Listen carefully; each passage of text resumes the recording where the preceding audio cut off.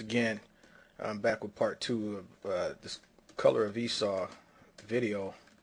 And just real quick, I'm going to go back to Genesis 25:25 and just show you a little bit from certain authoritative sources. Now, I know a lot of Israelites out there don't like to use the commentaries or even other authoritative sources written by the so-called white man, especially if it doesn't agree with their doctrine.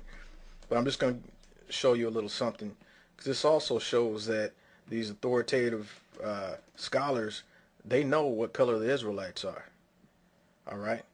So the commentary on Genesis 25 from the Keel and Delitzsch commentary of the Old Testament, on Genesis 25 verses 24 through 26, when it talks about Esau, it says, "And she was delivered, there were twins, the firstborn was reddish, i.e. of a reddish brown color." Then they quote 1 Samuel 16 verse 12 and 1 Samuel 17 verse 42 when it describes David as ruddy. So they know that David was a reddish brown color. And we know how a reddish brown man looks. It's a mahogany color, you know, and it's a nice complexion. Many Israelites have it. The Latin brothers have it. Brothers from all tribes have it, you know, because we come in all shades. And they say all over, like a hairy cloak, his whole body as if covered with fur, with an unusual quantity of hair. And they describe a condition called hypertrichosis, which is sometimes the case with newborn infants. And that is true. You can look that up, and you'll see a lot of pictures of hairy people, hairy babies. It's a condition that they have, but this was describing a sign of Esau's excessive sensual vigor and wildness. And we're going to go back, and I'll show you from another authoritative source. We never got the definition of ruddy that they give us here. To dig deeper on that definition, let's look at the International Standard Bible Encyclopedia. Okay, from the International Standard Bible Encyclopedia, under ruddy, as written in the scriptures.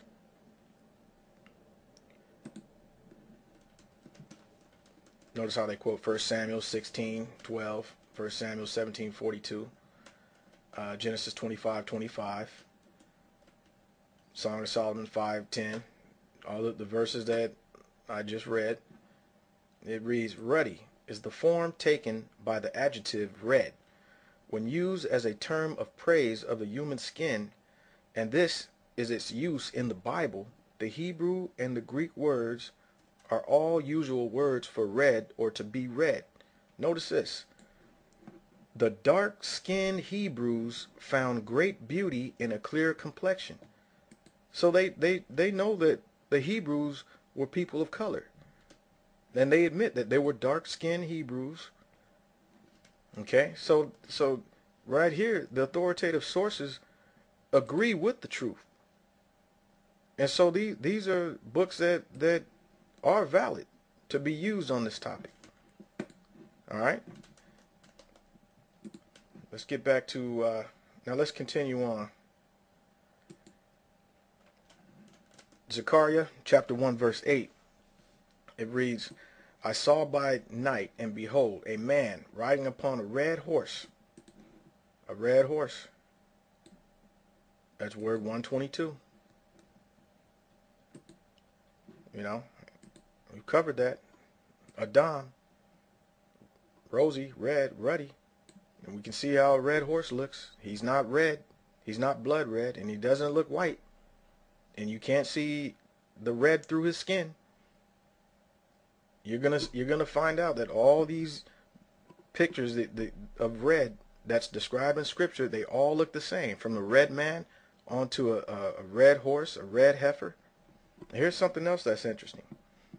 Notice here where it says, "Were there red horses," then it says speckled and white.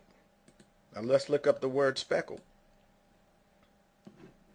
This here is the word, Hebrew word saruk rather, word 8320 and it says bright red as piercing to the sight. That is bay, a bay color. Brown Driver and Briggs, it gives us sorrel, reddish, tawny, bay. Now if we look up bay, let's look it up in Webster's. It says red or reddish, inclining to a chestnut color, applied to the color of horses. Now we know chestnuts are not bright red, and they're definitely, all right, we know what color chestnuts are. They're a brownish color. The shades of this color are called light bay, dark bay, dappled bay, gilded bay, chestnut bay. In popular language in England, all horses are called brown. Now, you can see the color of different shades of a bay horse. They give you red, but the shades of the bay horse are actually different shades of brown, from light to a dark brown. So we can see what's going on with the word red. Not once does it talk about anyone being white. All right, let's finish this up. Genesis 25, verse 30. And Esau said to Jacob, feed me, I pray thee, with that same red pottage, for I am faint. Therefore his name was called Edom. All right, the word Edom in Strong's. Edom from 122, which comes from 119, red. All right, it's related to the word Adam. And his name was called Edom because he ate the red pottage. Do you know what the red pottage is that he ate? In Genesis 25:34, that red pottage, then Jacob gave Esau bread and pottage of lentils, and he did eat and drink, and rose up and went his way. Thus Esau despised his birthright. Now the pottage is soup. You should know that already. It's a boiled soup. But he ate a pottage of lentils. Lentils it's a red bean. You've heard of lentil soup. And many of you gonna, I hear them out there. They're saying, you so-called white men, you are Esau because you like your meat red or raw. You're greatly mistaken, brothers. Greatly, you're mistaken, real big. And I know somebody will come back and argue and say, what about Hebrews chapter 12? Well, let's go there. That way we don't have to hear that. Hebrews chapter 12. And I hear this quoted a lot. Lest there be any fornicator or profane person as Esau, who for one morsel of meat sold his birthright. Ooh. All right, and it's true. The so-called white man does like his meat rare. But see, Esau, he didn't eat meat. He didn't sell out for meat. Just look the word up. More people need to look up the word instead of listening and repeating the words of others. These other people are leading you astray. Strong definitions for that word that's translated meat in the King James Bible. Let's put it up here. It's a Greek word, brosis. Comes from 977. Abstractly, eating, literally or figuratively, by extension, concretely, food, literally or figuratively. All right, so he sold out for some food. That's what they're telling you right there. Now you can see here it's been translated as meat, and the same word has been translated as food and eating in other parts of the King James Bible. But that's not the meaning of that word. It doesn't mean meat. It means food.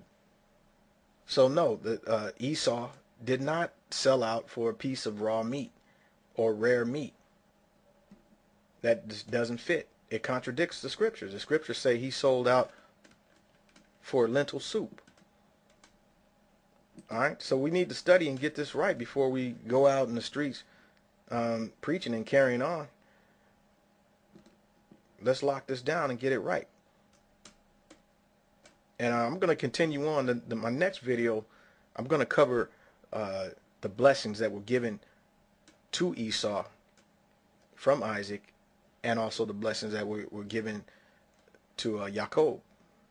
We're going to get to the truth of that, because many brothers have that broken down all the way wrong. And I will cover that. But for now, I'm going to leave you with this. Like I said, any arguments or debates on this topic on color, I welcome it. Uh, you know, I don't welcome any nonsense. Let's just stay technical with this in the spirit of truth. With that, I'll say shalom.